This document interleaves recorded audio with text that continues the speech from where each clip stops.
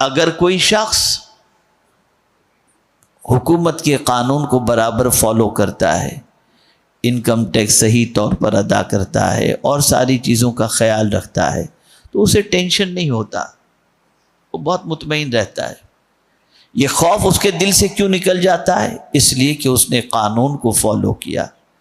لیکن جہاں قانون شکنی ہوگی وہاں اس کو ٹینشن ہوگا، یار کیا ہوگا، کبھی اچانک آ گئے تو، یہ فیلنگ ہوگی۔ میرے کریم نے اسی لیے فرمایا کہ اگر تم بھی دنیا کے اندر بے خوف اور غم سے نجات چاہتے ہو تو فمن تبع ہدایا فلا خوف علیہم ولا هم یحزنون، جو میری ہدایت کی پیروی کرے گا میں اسے بے خوف بھی کر دوں گا اور اس کے غم سے نجات بھی عطا کر دوں گا۔ آج ہماری زندگی اسلام سے وابستگی کے سلسلے میں اگر دیکھی جائے اور اسلام کے قانون کو فالو کرنے کے حوالے سے دیکھا جائے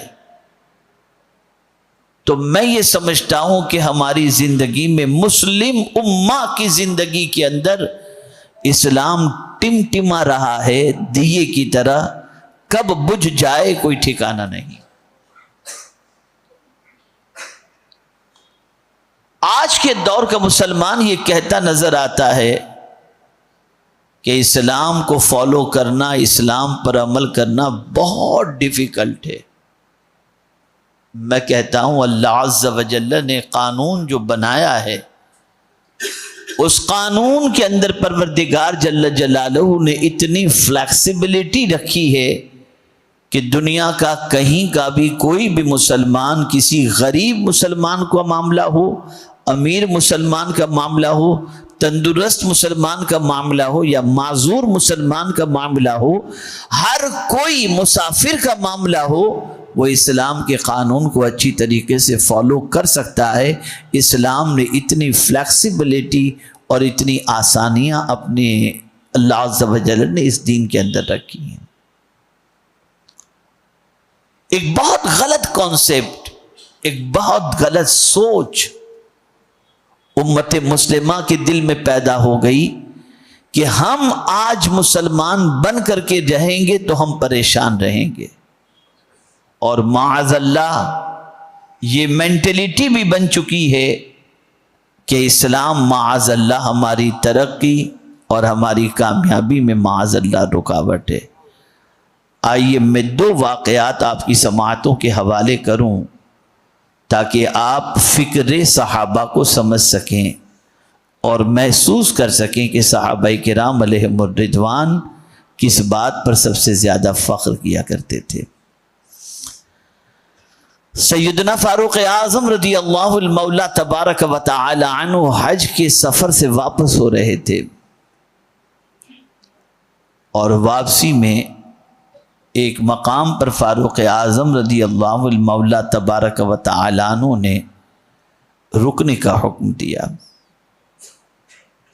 قافلہ رکا، لوگوں کو حیرت ہوئی کہ اس مقام پر امیر المؤمنین نے رکنے کا کیوں حکم دیا، یہ واپسی کا معاملہ ہے، واپسی کا موقع ہے۔ اس مقام پر جب سیدنا فاروق اعظم رضی اللہ تعالی عنہ پہنچے تو رونے لگے، بہت روئے وہ۔ لوگوں نے کہا امیر المؤمنین رونے کی وجہ کیا ہے؟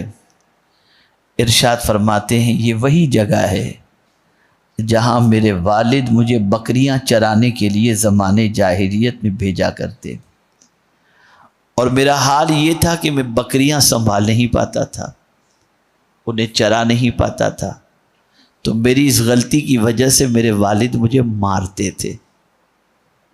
لیکن جب سے میں نے اسلام قبول کیا، بکریاں تو اپنی جگہ پر، لوگوں نے مجھے امیر المؤمنین بنا دیا ہے۔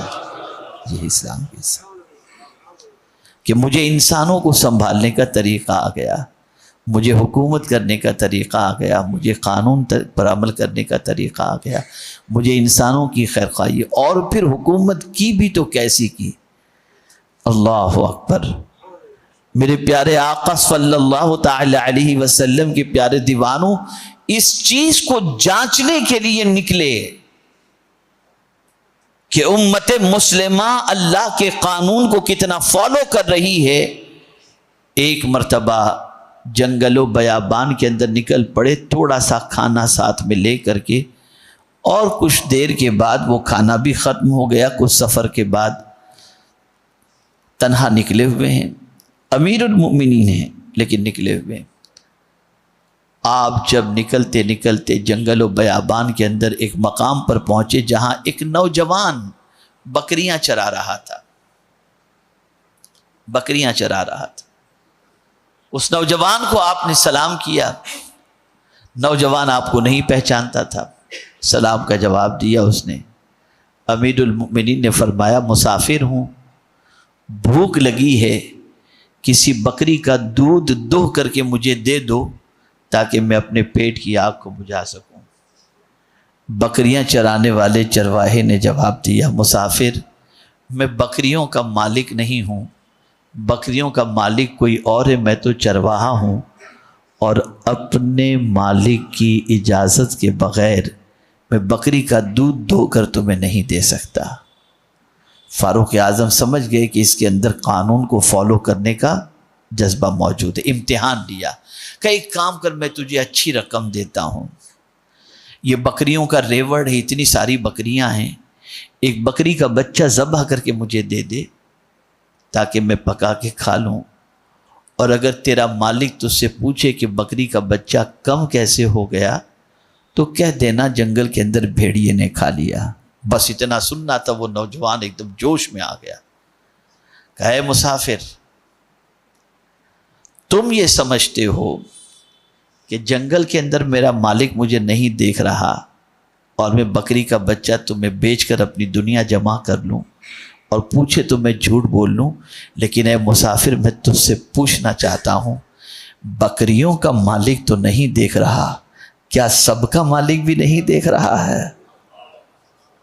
اتنا سننا تھا کہ فاروق اعظم کی آنکھوں سے آنسو نکل گئے، اس نوجوان کو گلے سے لگایا اور ارشاد فرمایا جب تک کلمہ پڑھنے والوں میں تم جیسے نوجوان موجود ہیں، اسلام کے بڑھتے ہوئے سیلاب کو دنیا کی کوئی طاقت نہیں روک سکتی۔ یہ دین کو فالو کرنا ہے۔ ہم پوری زندگی نفس کو فالو کر رہے ہیں، پوری زندگی خواہش کے غلام بن کر کے ہم زندگی گزار رہے ہیں، اور ہم یہ سمجھ رہے ہیں کہ دولت کہیں سے کہاں سے کیسے جیسے تیسے دولت چاہیے، ڈھابے پہ کھانا چاہیے اور عیش و عشرت چاہیے، یہ سوچ ہم نے بنا لی ہے۔ یاد رکھو یہ سوچ ہمیں تباہی کے دہانے پر پہنچا دے گی اور بربادی کے دہانے پر پہنچا دے گی۔ سب سے بڑا نقصان یہ ہوگا ہمارے سینے سے اللہ عز و جل سکون کی دولت کو چھین لے گا، اطمینان ختم ہو جائے گا، طمانینت قلب کی دولت سے ہم محروم ہو جائیں گے۔ آپ کہتے ہیں کہ دین ہمیں عزت نہیں دیتا، آئیے اور سنیے آپ۔ حضرت ابو عبیدہ ابن جراح رضی اللہ المولا تبارک و تعالی عنہ، ان سے جب عیسائیوں نے کہا کہ ہم بیت المقدس کی چابی تمہارے امیر المؤمنین فاروق اعظم کے ہاتھ میں دیں گے، تو حضرت ابو عبیدہ ابن جراح جو عشرہ مبشرہ میں سے ہیں، انہوں نے خط لکھا فاروق اعظم رضی اللہ تعالی عنہ کو، امیر المؤمنین یہ چابی آپ کے حوالے کرنا چاہتے ہیں، آپ تشریف لائیں۔ مدینہ شریف سے آپ نے ایک غلام اپنے ساتھ لیا، سفر شروع کیا، لیکن اب آپ دیکھیں دین کو فالو کرنے کا دستور، اللہ اکبر، امیر المؤمنین ہے، خادم ساتھ میں ہے، لیکن فرماتے ہیں کہ دیکھو ایسا ہے کہ تم بھی انسان ہو میں بھی انسان ہوں، تم بھی چل کر تھکو گے میں بھی چل کر کے تھکوں گا، تو ہم ایک معاہدہ کر لیتے ہیں، ایک پلان بنا لیتے ہیں کہ کچھ راستہ تم سواری پر بیٹھو گے اور میں پیدل چلوں گا، اور کچھ راستہ میں پیدل چلوں گا تم سواری پر بیٹھو گے۔ یہ پلان بنا کر کے دونوں روانہ ہوئے۔ اللہ اکبر، بیت المقدس کی چابی لینے کے لیے نکل چکے ہیں۔ اب شہر اور فاصلے پر ایک تالاب بیچ میں آتا ہے، اس تالاب کو کراس کرنا تھا۔ امیر المؤمنین فاروق اعظم رضی اللہ تعالیٰ عنہ نے اپنے موزے نکالے، کاندھے پہ رکھے، اس وقت سواری پر بیٹھنے کا جو معاہدے کے اعتبار سے وقت تھا وہ غلام کا وقت تھا. آپ نے غلام کو سواری پر بٹھایا اور تالاب سے گزرتے چلے گئے. اللہ اکبر. کنارے جب پہنچے تو پورا شہر ویلکم کے لیے حضرت امیر المؤمنین فاروق اعظم رضی اللہ تعالیٰ عنہ کے لیے کھڑا تھا. جب فاروق اعظم وہاں پہنچے تو حضرت ابو عبیدہ ابن جراح کو تعجب ہوا اور کان میں جا کر کے کہنے لگے امیر المؤمنین یہ آپ نے کیا کر لیا؟ موزے کاندھے پہ رکھ لیے، غلام کو سواری پر بیٹھ لیا.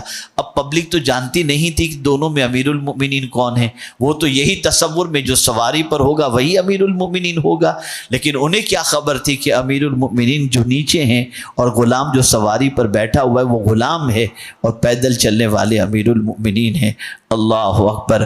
حضرت ابو عبیدہ ابن جراح رضی اللہ تعالی عنہ نے جب فاروق اعظم کے کانوں میں یہ بات کہی امیر المؤمنین یہ آپ نے کیا کیا کہ موزے کاندھے پہ رکھ لیے، غلام کو سواری پر بٹھا دیا. اب غور سے سننا جو جملہ انہوں نے کہا ہے، اگر زندگی بھر اس کو سینے میں نقش کر سکتے ہو تو نقش کر لینا. فاروق اعظم نے ارشاد فرمایا اے ابو عبیدہ ابن جراح اگر تیرا عشرہ مبشرہ میں ہونے کا خیال نہ ہوتا تو میں تجھے اس جملے کا جواب دیتا. سن لو، عمر کو عزت تخت و تاج سے یا لباس سے نہیں ملی، عمر کو عزت اسلام سے ملی ہے. ایک سوچ عطا فرمائی انہوں نے، ایک فکر عطا فرمائی کہ تم اللہ کے قانون کو فالو کرو، اللہ تمہیں دنیا اور آخرت میں عزت عطا کرے گا. میرے پیارے آقا صلی اللہ علیہ وسلم کے پیارے دیوانوں، ہم اللہ کے قانون کو توڑ رہے ہیں، اللہ کے ارشاد کے خلاف عمل کر رہے ہیں، اللہ کے فرمان کے خلاف زندگی گزار رہے ہیں. کسی کا بھی مال کھا گئے، کسی کو بھی اذیت پہنچا دی، کسی کی بھی آبرو ریزی کر دی، کچھ بھی کر دیا، انسانیت کا سبق فراموش کر چکے. رسول اعظم صلی اللہ علیہ وسلم کی سیرت طیبہ سے ہم نے غفلت برتی، نتیجتاً آج ہماری زندگی یہ ہے کہ سب کچھ ہوتے ہوئے خوف و ہراس کے ماحول میں ہم اپنی زندگی گزار رہے ہیں اور تباہی اور بربادی ہمارا مقدر بنتی جا رہی ہے. ضرورت اس امر کی ہے کہ اسلام میں صرف اپنی پسند کی چیزوں کو اپنا کر داخل مت ہو جاؤ، بلکہ مکمل اللہ کے قانون کو فالو کرو اور اسلام میں پورے داخل ہو جاؤ. آدھا تیتر آدھا بٹیر والا معاملہ نہیں ہونا چاہیے. آج ہماری پوزیشن یہ ہے کہ ہم صرف وہ چیزیں جس کے بغیر چارہ ہی نہیں ہے اسی چیز کو اسلام پر، اسی چیز کے سلسلے میں ہم اسلام کے قانون کو فالو کرتے ہیں اور باقی ساری چیزوں کے سلسلے میں اپنے نفس کی پیروی کر کے ہم اپنی دنیا بھی تباہ کرتے ہیں اور اپنی آخرت بھی تباہ کرتے ہیں. اللہ رب العزت جل جلالہ کی بارگاہ میں دعا ہے کہ پروردگار آقائے کریم رؤوف الرحیم علیہ التحیۃ والتسلیم کے صدقہ و طفیل مجھے آپ کو سب کو قانون الہی اور قانون رسول کی پاسداری کی توفیق نصیب فرمائے.